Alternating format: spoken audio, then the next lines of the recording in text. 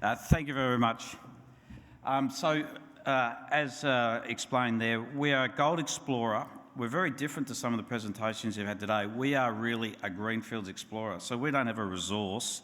We're out there looking for the next big thing, so we'll talk about that. This is a subset of our corporate presentation, so please have a look at the detail on that presentation. And the other thing I should tell you, in your bags, that little white thing that you've got, you're probably wondering what it is. It's not a mouth freshener.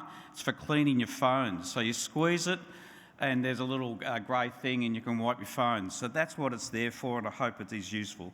And Kaz, our GM Exploration, she's one of the greatest explorers in the country and in the world, but she's great at explaining how to use that as well. So drop by the booth. So normal cautionary language. As you'll see, we've got a large territory in Western Australia. We actually work across 9 different traditional owners, and how we work with the Indigenous groups and respect their culture is so important to our success. So we definitely acknowledge their culture and what they bring to our program and our work. So here we are in a snapshot, and we'll get into detail. We are really looking for 1 million ounce type development projects. We've got a strong balance sheet. As an explorer, unusual, we got about $12 million Australian at the end of June, and we have an investment portfolio, which I'll talk about, of around about $46 million. We're dual listed on the ASX and TSX. It's very easy to pick up TSX shares given our liquidity and transfer them. They call it transmutation across to the ASX. It takes about 3 to 4 days in a short form, so I recommend you do that. A portfolio that we'll talk about across Western Australia and Victoria. But one of our key assets is our joint venture with De Grey Mining, and we'll talk through that. You know De Grey, huge business, 12.7 million ounces in the Hemi Gold Project, and we're right next door. And because of our cash position and our investments, we're actually out there on the hunt. We call it project generation. We're out there looking for other projects to grow our portfolio. We talk about the gold price being really good, but I thought we'd put a picture up because we forget how good it is. You know, here he is, the gold price. It's been 23% increase since 2024. So isn't that an absolutely beautiful picture? That's why we're here. That's why we should invest in gold. It's a great time to be investing in gold. So as I said, we've got a number of projects around the Pilbara and in Victoria. Today we'll quickly talk about Balla Balla, the Egina joint venture, Nunyerry North, and over in Victoria we'll talk about Belltopper. So here's our corporate structure. As I said, cash of 11.7 million, securities investment of $46 million. Two of the big investments we have are unlisted investments. If you look in our financial results and on our website in our corporate presentation, you'll see the details there. But it makes up about $40 million of our investments that we will be able to monetize when we need them to be able to invest in our growth going forwards. And a very strong shareholder base, long-term supporters of the gold industry. De Grey Mining, obviously, as you know, they're a 10% shareholder. Mark Creasy, you'd all know Mark and his history of gold exploration in Australia and particularly the Pilbara. He's a big shareholder. First Senator, a big institution fund, and Crescat Capital is a Denver-based gold-focused fund. So we've got good shareholders that are supporting the work that we're doing. A very experienced board. So Quentin Hengy is the other co-chairman on the board. He has a non-executive role. Karen O'Neill joined the board recently. Karen has a finance background working in small junior companies, and she's also worked as a CEO, so very experienced. Greg Jones is an exploration geologist. Kaz DeLuca is our GM Exploration, and she'll be at the booth. And Elsa picks up the rest of the team in our finance area. So here's the Pilbara. We have at the moment around 7,000 square kilometres. People might remember that at one stage we might have had 11,000 square kilometres. The reduction reflects the good work that our team have done over the last 2 to 3 years to really separate the good ground from the ground that's not going to deliver our targets of 1 million ounces. So across the Pilbara, we'll talk about these areas. If you go across to the coast, you'll see Balla Balla up in the top in the green circle. Heading down, you'll see Becher, which is the Egina joint venture. South of Becher, Nunyerry North. So we'll talk about those areas. In addition to our gold portfolio, over the last 12 months, anything that showed a potential for lithium we've done some fantastic joint ventures. So towards the coast, we've got the Hardy Battery joint venture with SQM, Chilean lithium producer and developer. And on the east of this picture at Nullagine, we've got a joint venture with Litam. So we've got exposure to lithium and battery metals. So here's the edge of the joint venture. If you just look at the picture that's here first, we call this the edge of the gold camp. It's a continuous line of tenements that Novo has accumulated. At the top in the green circle is the edge of the JV, and the southern portion down the bottom is Nunyerry North that we'll talk about. So last year, June, we completed a deal with De Grey. They are investing $25 million in the Egina joint venture over 4 years to earn 50%. Do the maths. 25 million for 50%. That's their respect for this project. And why do they like the project? Becher is 28 kilometres away from the Hemi processing plant that's proposed. And even better, it's only 5 kilometres away from the second processing plant they're prospectively putting at Whitnall. So De Grey sees strategic benefit in this territory. The work that Novo did demonstrated similar geology to Hemi, and now De Grey is there focused on following through.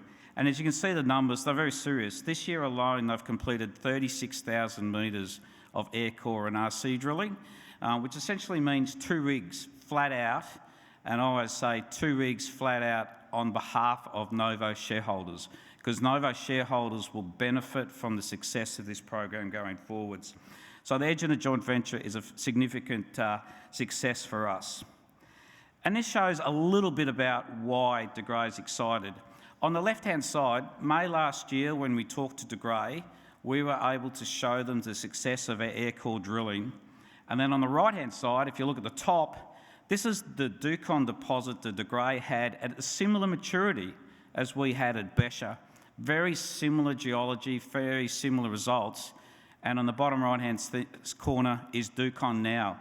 And Ducon runs at 2.5 million ounces, running a grade of around about 1.5.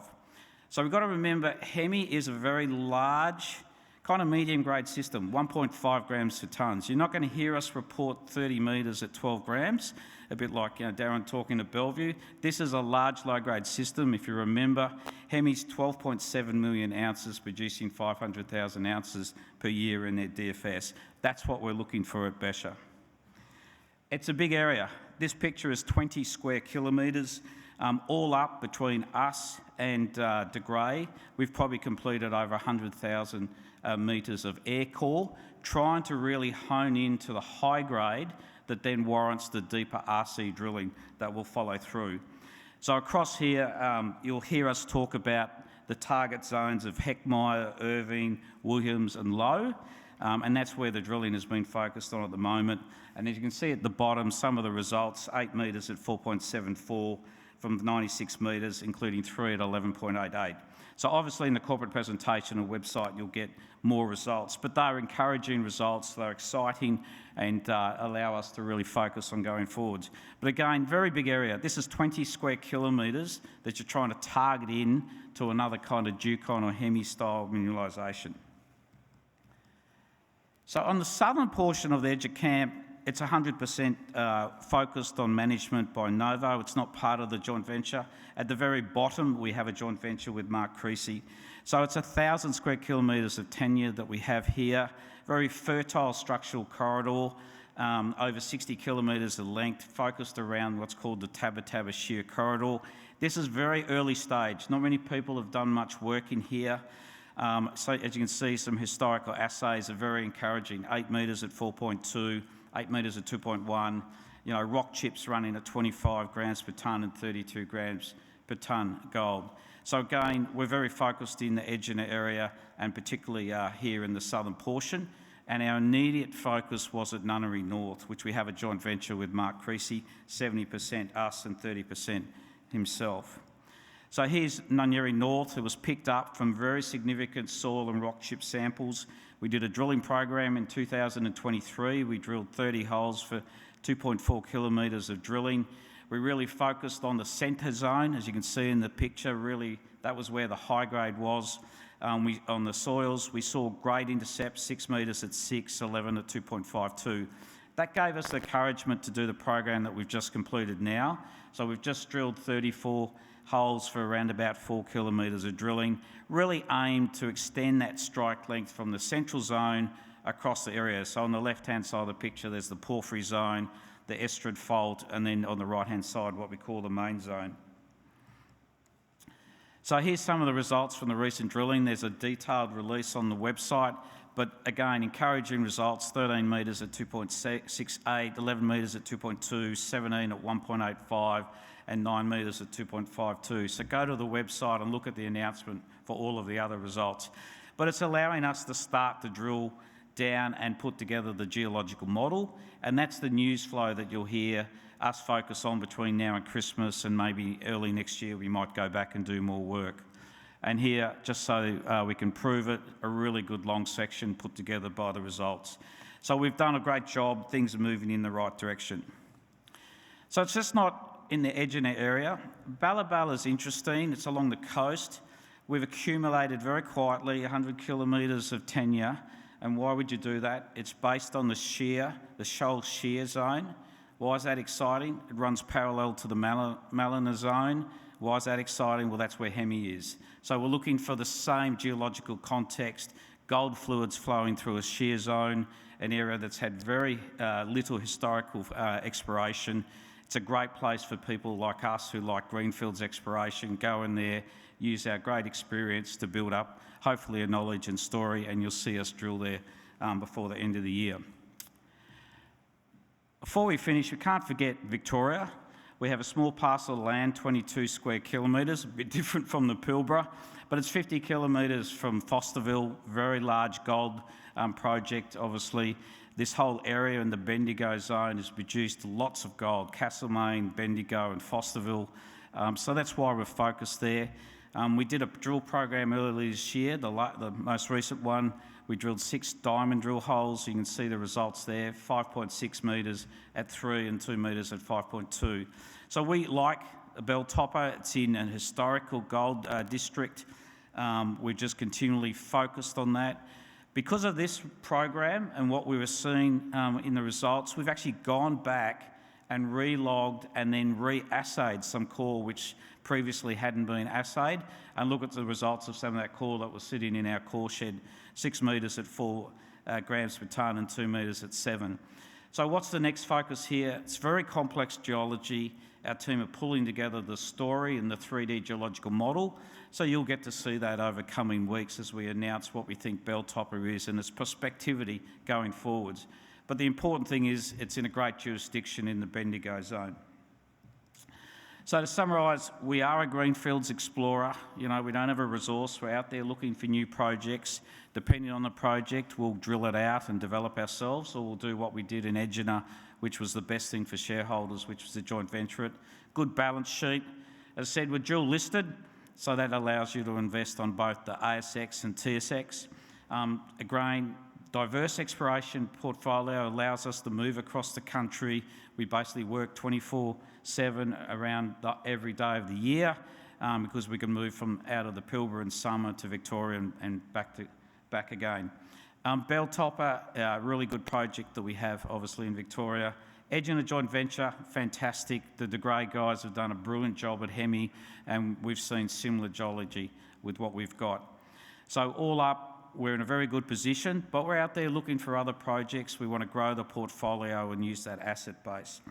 Gold price is fantastic. I think it's a great time to invest as a speculator in exploration in the country. We need to support gold exploration in Australia, because if you don't, you're not going to get the Bellevues and the Northern Star projects. So I always think it's important that we all have a little bit of gold explorers in our portfolio.